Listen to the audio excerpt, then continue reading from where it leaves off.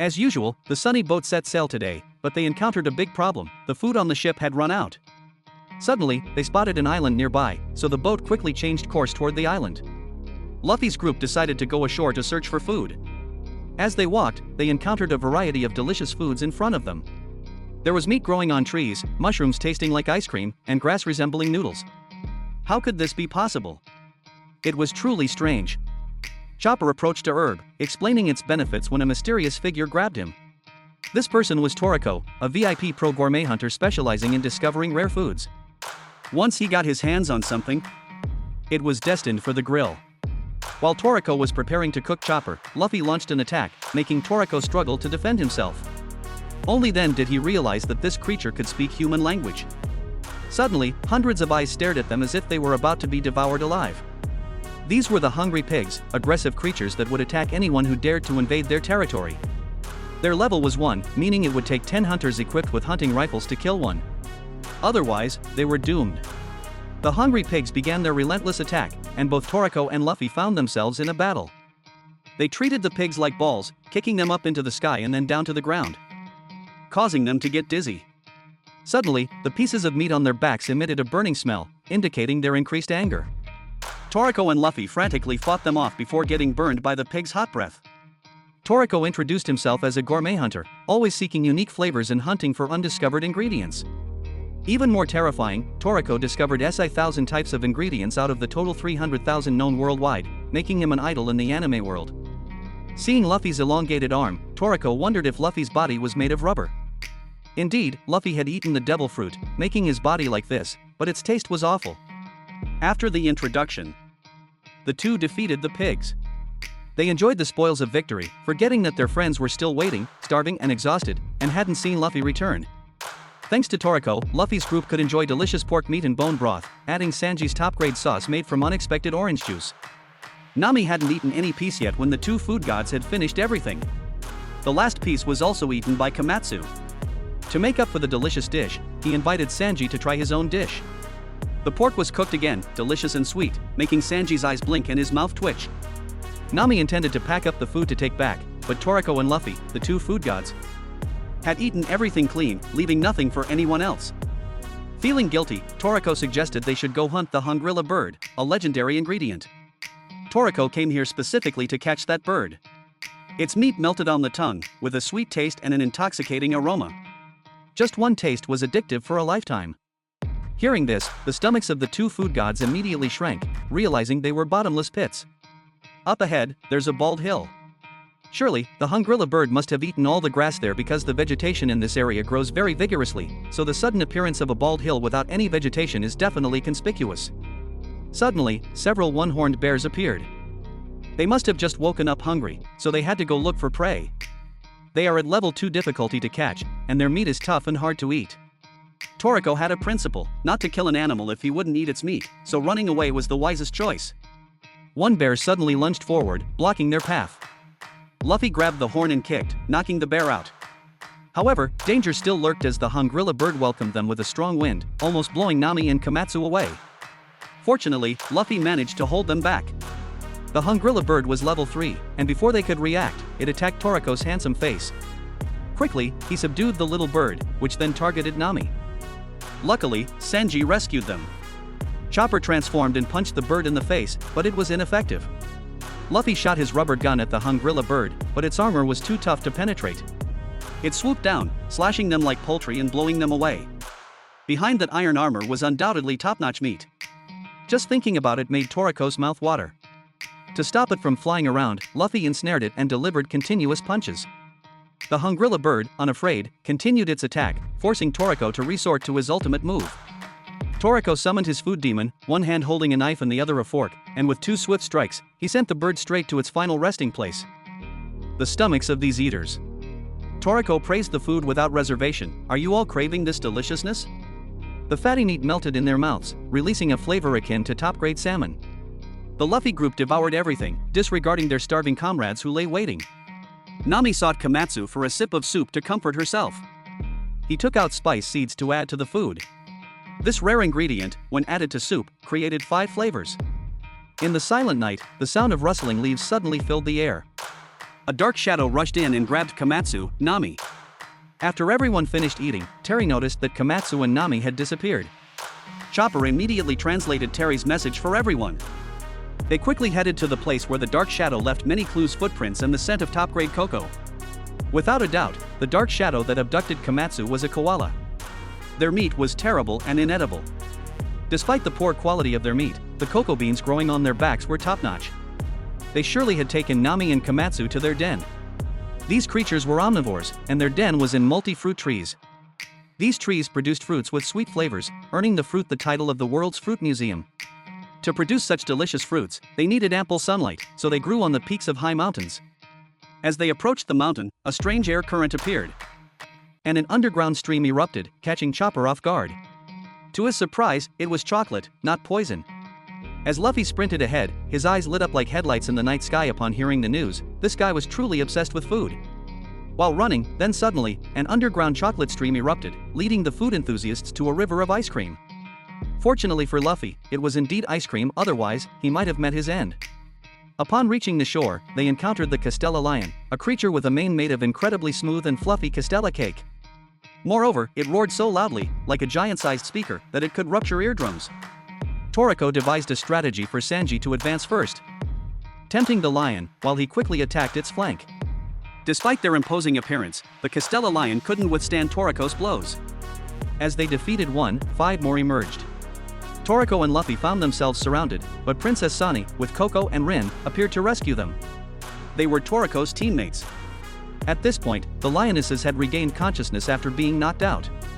Sanji, Coco, and Rin stayed behind to block the lions while Toriko's group continued to rescue the hostages. On the way, Toriko had a bad feeling about the situation. The koala bears were moving slowly and weakly, making them perfect prey for the hungry lions. However, to everyone's surprise, the lions' stomachs were empty, and they couldn't eat any of the koalas. At this moment, Komatsu and Nami were at the mountaintop. Komatsu, excitedly witnessing the multi-fruit, paid no attention to the imminent danger of being eaten alive. A pink koala emerged, causing Nami to scream in fear. Sanji swiftly advanced toward the enemy's territory. The monstrous creature appeared before him, a pink koala. This one had a capture level of 5. The koalas below growled and charged forward. Sanji couldn't land a hit on them because they were too fast. Toriko and Luffy advanced to attack the boss, leaving the smaller koalas to be handled by Chopper's group. On the sunny ship, Robin detected the commotion and decided to turn towards the other side of the island to investigate. At this moment, the pink koala was engaged in combat with Luffy, delivering a powerful punch that sent him flying. It stomped its feet loudly and then spun around to attack the two. Luckily, they managed to evade, but it continued using its old tricks, and this time Luffy got hit. It was quite a painful blow. The pink koala then turned to attack Toriko. Although Toriko managed to block its punch, the force was so strong that the ground beneath his feet sank. Toriko exerted all his strength to push the koala's hand away, but their attacks from both sides didn't fare much better. The koala struck Luffy hard, leaving him flattened, and dodged Toriko's punch, even tearing Toriko's clothes in the process. Fortunately, Toriko still had his pants to cover himself, otherwise, he would have been in quite a predicament. They changed their strategy and teamed up to fight together. Luffy transformed into a rubber gun, while Toriko transformed into a bullet and shot straight towards the pink koala, delivering a thunderclap punch that finished off the pink koala. The plan to rescue Nami and Komatsu was a resounding success. Suddenly, the ground shook, and the volcano erupted, spewing out nothing but caramel. The truth about the island began to unfold. The legendary stories of the Hungrilla birds, engraved in many ancient texts and passed down through generations, were revealed. Toriko had come here based on historical documents. But there was a mix-up among historians. The similarity in pronunciation between bird and island led to the misunderstanding that the legendary ingredient was a bird, not this Hungrilla island. In an instant, the island reverted to its original form, a pudding cake, delicious and fragrant. The two culinary experts devoured the entire island in just 1 minute. With no time to waste, the island was completely consumed. Luffy's group gathered enough food supplies and departed. Before leaving, Toriko promised Luffy that someday he would treat him to a full-course meal. But as you might expect, with friends like these, promises for another encounter to be trusted. They bid farewell without even knowing who the other group fighting the lions was. The sunny ship continued its journey, while Toriko and Komatsu embarked on a quest to discover new, high-quality ingredients. One day, Toriko and Komatsu were fishing in the middle of the sea. The monstrous creature they were after was the Haru shark. It had been over 3 days, and it still hadn't taken the bait. Just as they were getting frustrated, the Haru shark finally bit the hook, much to their delight. Toriko then leaped and punched the fish, knocking it unconscious. Surprisingly, the Haru shark suddenly revived. It turned out that Luffy had been swallowed by it earlier, and it was Toriko's punch that helped him escape. The reason the Straw Hat Pirates came to the sea area was because their doctor, Chopper, had contracted deep-sea fever. To cure it completely, they needed to find the seafood fruit. According to Toriko's knowledge, the seafood fruit originated from China and could only be found on the Tuchu Island. The group quickly arrived at the destination. Like before, half of the members stepped onto the island, while the rest stayed to watch the ship. Chopper's green marks on his face were becoming more apparent day by day. Suddenly, a flock of blackbirds surrounded them. Knowing they weren't delicious, Toriko had no intention of killing them. Zoro swiftly subdued the flock, while Robin created a restraining net to control them. Finally, Luffy used his giant hands to defeat the entire flock of blackbirds. However, they then wanted Luffy to be their master. The Toriko group proceeded to the bird's nest. Toriko inquired about the seafood fruit's whereabouts, but the birds didn't know. Meanwhile, Robin explored and discovered a stone slab with strange characters. At that moment, Komatsu brought porridge for Chopper, who refused to eat. His body gradually turned green, causing Toriko great concern. They needed to find the seafood fruit quickly because Chopper wouldn't survive much longer. Therefore, Luffy decided to set out immediately. The group continued forward, encountering a fierce panda bear blocking their path. Zoro stayed behind to hold it off while the others ventured inside. The bear looked foolish, but its movement speed was quite fast, forcing Zoro to draw his sword for battle. Luffy's group passed through the tunnel and reached a water lake. Robin quickly found a tree bearing the seafood fruit. Just when they thought it was over, a tentacle dragged Robin underwater, causing her to lose consciousness gradually. The true form of the monster emerged. It was Mangrove, a creature whose body was intertwined with the tree. Mangrove started attacking Luffy, who, along with Toriko, retaliated immediately. Although they managed to knock off its head, it regenerated quickly. In a moment of carelessness, Luffy was ensnared, and the seawater rendered him powerless. Toriko was also thrown far away by Mangrove. Chopper apologized to everyone, blaming himself for the situation. Toriko encouraged Chopper, reminding him that they came not only to save him but also to find delicious food. Saying so, Toriko launched an attack on Mangrove's head to free Luffy, who quickly rescued Robin and returned. Once again, Luffy and Toriko fought together. Toriko's kick caused the tree to fall, which meant Mangrove was defeated. Then Komatsu processed the seafood fruit obtained from the tree and gave it to Chopper to eat. Unexpectedly, it had an immediate effect. Chopper's body quickly returned to normal, and joy returned to the group. The team continued to feast until late at night. However, things didn't stop there. Instead of turning green, Chopper's body was now as red as fire. It turned out that the seafood fruit didn't have the effect they thought it would. This revelation caused panic and fear among them. While they were unsure how to deal with this, the sunny ship arrived and landed in front of them. On board were not only members of the Straw Hat Pirates but also Toriko's friends. They came to help Toriko but realized they needed to save Chopper first. Sanji easily recognized the illness Chopper was suffering from. Initially, the patient would feel cold, followed by a raging fever, and then death would come when the sun rose. To save Chopper, he needed to eat 4 miraculous ingredients representing each season: spring, summer, autumn, and winter all at once.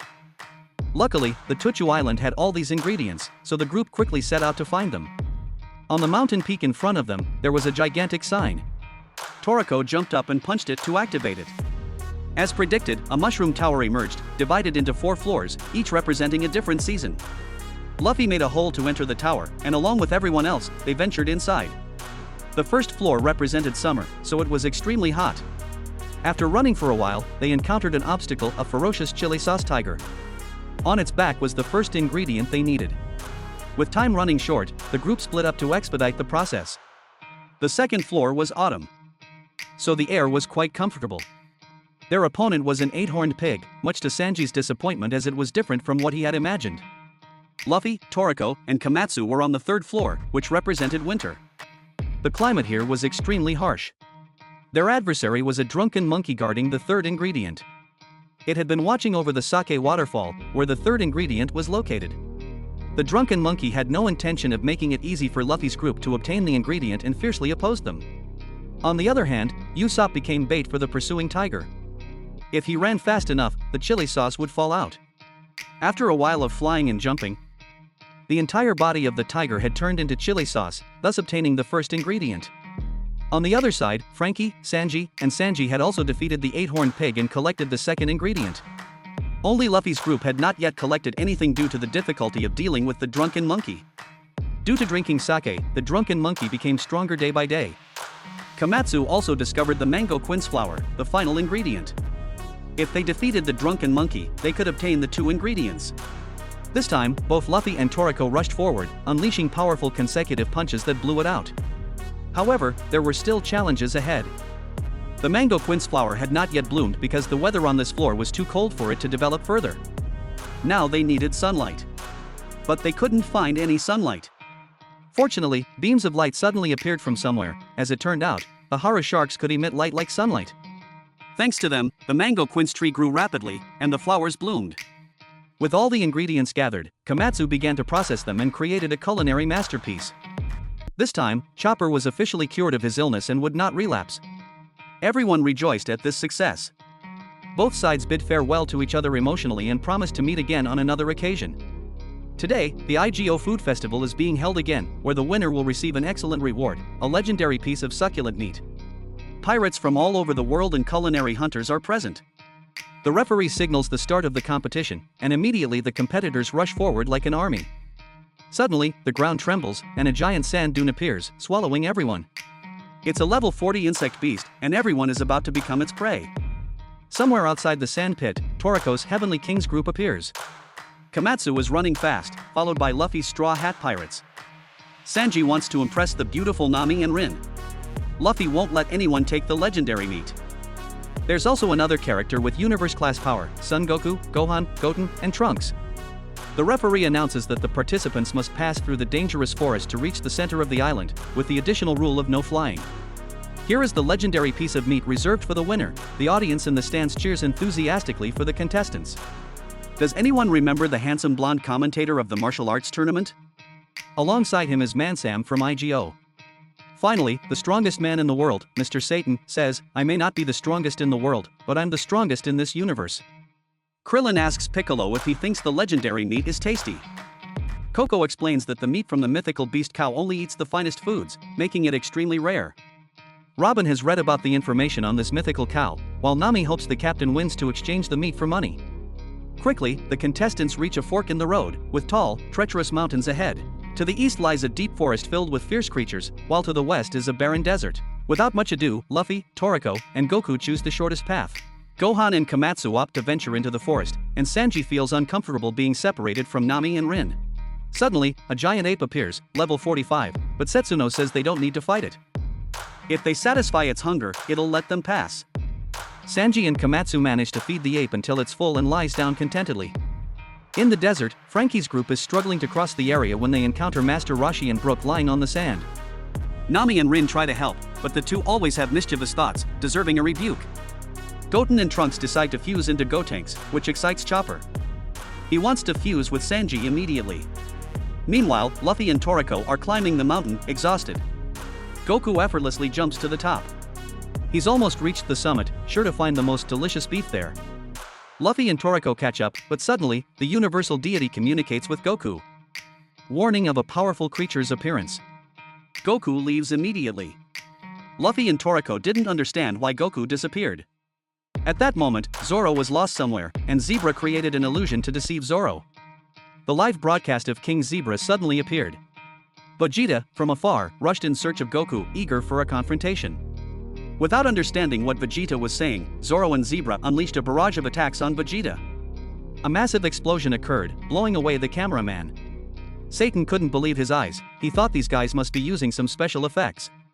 Luffy and Toriko rushed to the center of the arena, where Goku returned after saving the Earth. Now, the race was truly on. The three of them accelerated and simultaneously grabbed the flag. Since there were no rules for this situation, they decided to compete right there. The ground began to tremble as the arena drained of water, and the floor was raised. Mr. Satan fell onto the platform, but the audience thought he wanted to join the battle to win the legendary meat, so everyone supported him. In this battle, the last one remaining on the floor would be the winner. The referee declared the match started, and Goku lunged forward to punch Luffy's head. Luffy countered, Toriko unleashed his barrage of punches, and Luffy activated Gear Second. they engaged in continuous combat.